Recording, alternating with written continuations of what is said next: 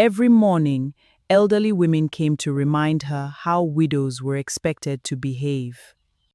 You must not laugh. You must not wear bright clothes. You belong to the dead now.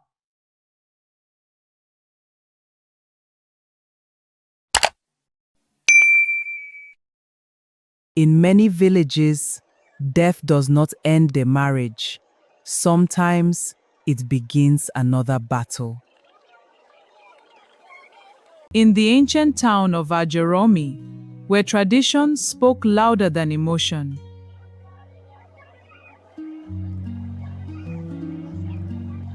a woman named Morenike became a widow before she turned 30. Her husband, Adewale, had died suddenly after a brief illness. And with him, a part of her life disappeared. But grief was not the only thing waiting for her. For 41 days, Morenike remained indoor in her husband's family compound. That was the tradition. No mirrors, no celebrations, no stepping outside. Only mourning, only silence, only memories. Every morning, elderly women came to remind her how widows were expected to behave. You must not laugh. You must not wear bright clothes. You belong to the dead now. And every night, Morenike held her little daughter tightly as she cried herself to sleep. Her daughter, Anu, was only 6 years old, too young to understand death, too young to understand why everyone suddenly treated her mother like a stranger. "Mommy, when is Daddy coming back?" she asked one night. Morenike forced a smile through tears. "Daddy has gone to rest." "Then why are people angry with you?" The question broke her heart. Because even the child could feel it. The coldness, the judgment, the tension growing quietly inside the family. When the 41 days finally ended, Morenike returned to Lagos with her daughter. She wanted peace. She wanted distance. She wanted to rebuild her life. And for a short while, it seemed possible. Until one evening, there was a knock at her door. Standing outside was Tunde, her late husband's younger brother. He entered quietly, too quietly. "You have been avoiding the family," he said. Morenike frowned slightly. "I needed time." Tunde nodded, then sat down, and what he said next changed everything. "Mama sent me," he said calmly. "She thinks it is time we continue Adewale's bloodline." Morenike stared at him, confused. "What do you mean?" Tunde leaned forward. "You need to have a child for me." Silence. Heavy, uncomfortable. Morenike almost laughed in disbelief. But the expression on his face stopped her. He was serious. "You cannot be serious," she whispered. "It is tradition," Tunde replied. "You are still part of this family." Morenike stood up immediately. No, Tunde's face hardened slightly. "You should think carefully." "No," she repeated. It is forbidden in my father's family for a woman to bear children for two brothers. Tunde's voice became colder. "Your husband is dead. And that changes nothing," she snapped. The room became tense. Then Tunde stood up slowly. "If you reject this family, do not expect to keep enjoying its protection." And then he left. That night, Morenike did not sleep. because for the first time since Adewale's death, fear entered her home. 3 days later, her mother-in-law called. "You need to come home," the older woman said firmly. "There are things we must discuss." Something in her tone made Morenike uneasy. But she went anyway. The village looked different this time, colder, watching. When she entered the compound, nobody smiled. Even the women who once comforted her now looked away. Mama Adewale appeared, slowly with authority. "You embarrassed this family," she said immediately. Morenike blinked. "Excuse me. My son came to you respectfully and you rejected him." Morenike's chest tightened. "Mama, what he asked is wrong." "Wrong," the older woman snapped. "Who decides what is wrong?" "It is taboo in my tribe," Morenike replied. "You cannot ask me to sleep with two brothers." But Mama Adewale's face did not soften.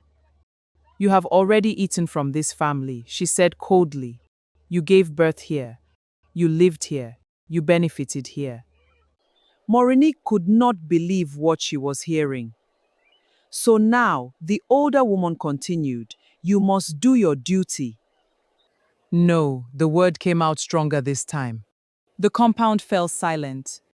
Mama Adewale stepped closer. "Then leave." Morenike froze. "You will leave this house, this land, and every property my son left behind." Tears filled Morenike's eyes. "Mama," and if necessary, the older woman continued, "we will take the child." The world stopped. "No, she belongs to this family," Mama Adewale said firmly, "and we will not allow an outsider to poison her mind against us." That night, Morenike realized something terrifying. This was never about tradition. It was about control. Thanks for watching, and please like, share, and subscribe to H Debate TV. She returned to Lagos shaken, but the pressure only increased. Phone calls, threats, messages from extended family. "You are disrespectful. A good widow obeys tradition. You want to destroy the family name." Even some women blamed her. "One child is not enough," one auntie said. "You should be grateful they still want you." Grateful. The word haunted her. Meanwhile, little Anu began noticing everything. "Mommy, why do you cry every night?" Morenike hugged her tightly.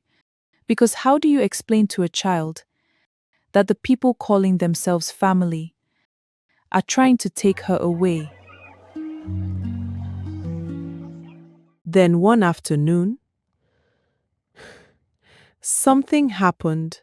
Anu did not return from school. Panic exploded inside Morenike.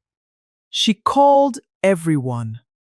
Teachers, drivers, friends, nothing. Then her phone rang. It was Tunde. "If you want to see your daughter," he said calmly, "come home." The phone dropped from her hand, and in that moment, grief became war. Morenike returned to the village immediately, this time not as a widow, but as a mother ready to fight.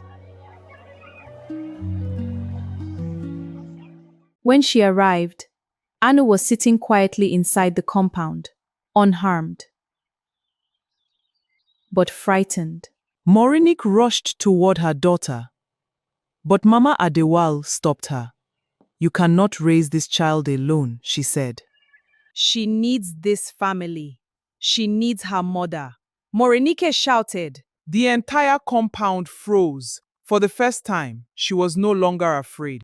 "You buried your son," she cried. "And now you want to bury me too." You call this tradition? She continued, no, this is cruelty wearing tradition's clothes.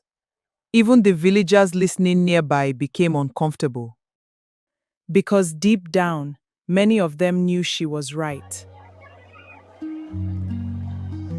Then something unexpected happened. An elderly woman stepped forward from the crowd, Mama said, one of the oldest widows in the village.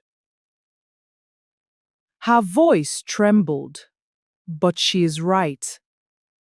Gasps spread immediately. Mama Sadie looked at the others. How many women have suffered in silence because we were afraid? Nobody answered.